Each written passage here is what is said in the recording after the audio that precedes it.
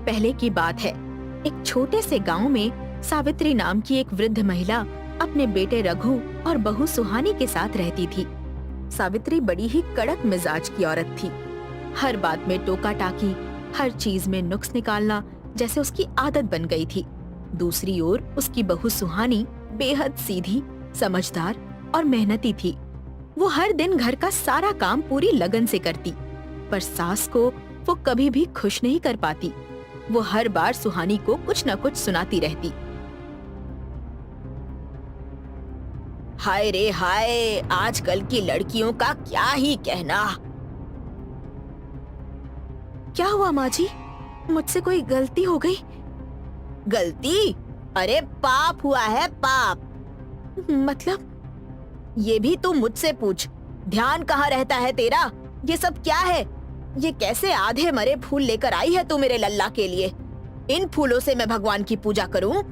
माफ कीजिए माँ जी, कल से ये गलती नहीं होगी। मैं आगे से ध्यान रखूंगी। अरे कल की बात छोड़, मैं आज क्या करूं? पूरी पूजा बिगाड़ कर रखती मेरी। सुहानी को उसकी बातों से दुख तो होता है, पर वो चुपचाप सब सह जाती है। उसे पता था कि रघु अपनी माँ से बेहद प्यार करता है और वो किसी भी कीमत पर घर में झगड़ा नहीं चाहती थी। वो बस इतना चाहती थी कि एक दिन उसकी सास उसे समझे और अपनाए। इसी बीच एक दिन गांव में एक रहस्यमयी साधु आया। उसका चेहरा शांत, पर आंखें जैसे सब कुछ पढ़ लेती हों। वो जंगल से लौटते हुए थक कर गांव के मंदिर में ठहरा। अरे सुनते हो किशन? क्या हुआ रामू? गांव में कोई बड़े साधु आए हैं। अच्छा, मुझे तो नहीं पता था। अरे हाँ, सुना है कि वो बहुत ज्ञानी हैं। दूरदृष्टि का वरदान है उनके पास। अच्छा, फिर तो जरूर साधु से मिलकर उनका आशीर्वाद लेना चाहिए।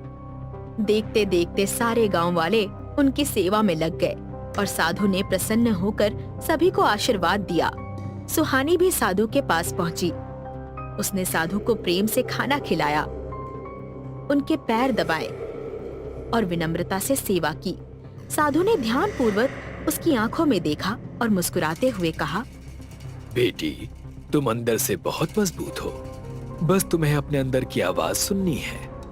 ये लो, ये तोता मैं तुम्हें देता हूँ। ये कोई साधारण तोता नहीं है। ये हर दिन तुम्हें एक सलाह देगा। अगर तुम इसकी बात मानोगी तो तुम्हें अपनी राह स्वयं नजर आने लगेगी। साधु की बात सुनकर सुहानी थोड़ी हड़बड़ा गई कि आखिर ये तोता उसे क्या ही सलाह देगा। लेकिन फिर भी सुहानी ने आदर से तोते को लिया और उसे एक सुंदर से पिंजरे में अपने कमरे में ही रख दिया। उस रात जब सब सो चुके थे, तोते ने पहली बार अपनी चोंच खोली और फुसफुसाते हुए कहा, सच्चे मन से सेवा करो, पर जहाँ अन्याय हो वहाँ चुप मत रहो। समझदारी से जवाब देना सीखो। क्या क्या कहा तुमने? अरे रे रे, सुना नहीं तुमने? अब फिर से सुनाना पड़ेगा। मैंने कहा सच्चे मन से सेवा करो, पर जहाँ अन्याय हो वहाँ चुप मत रहो। समझदारी से जवाब देना सीखो। मतलब? अब वो भी मैं ही बताऊं? तो तुम क्या करोगी? सोचो सोचो, मेरी बातों का मतलब क्या है, सोचो। तोते की बात सुनकर सुहानी चौंक गई। सोच में पड़ गई कि आखिर तोते की बातों का मतलब क्या है। अगले दिन सावित्री ने हमेशा की तरह सुहानी को ताने मारने शुरू किए। क्या सुस्ती है तेरी? मेरे जमाने में तो बहुएं अंधेरे में ही उठ जाती थी। बेचारी सुहानी सब चुपचाप सहने लगी।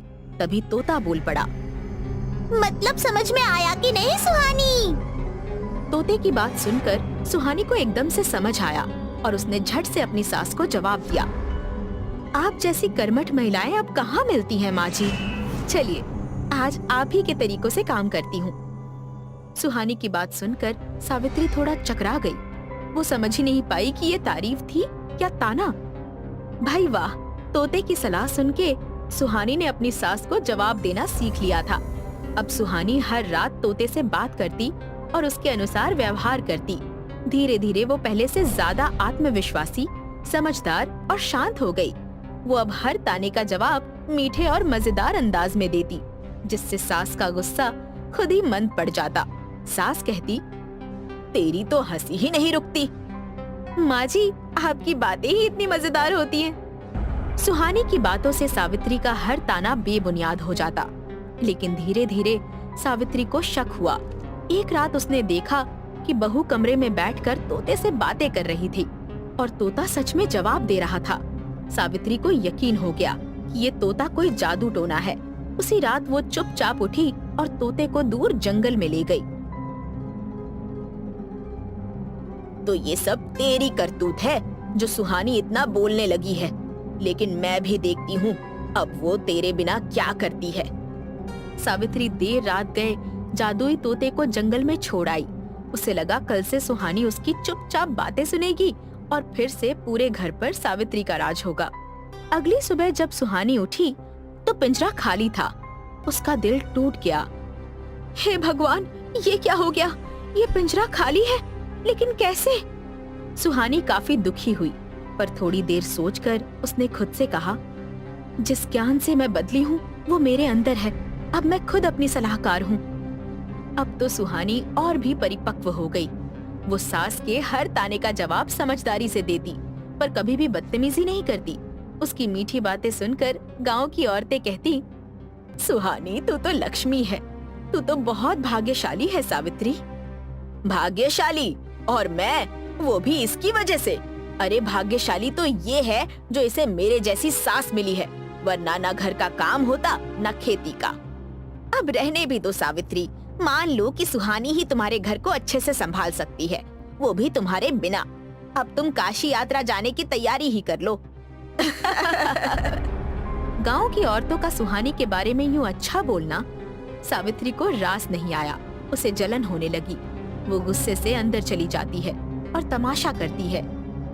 गुस्से में आके सुहानी के धोए हुए सारे बर्तन पटकना शुरू कर देती है। अरे अरे माँ जी, ये आप क्या कर रही हैं? क्या मतलब? दिखता नहीं? इतने खराब हैं ये बर्तन। लेकिन मैंने इन्हें अभी धोया है। अब तुम मुझसे जुबान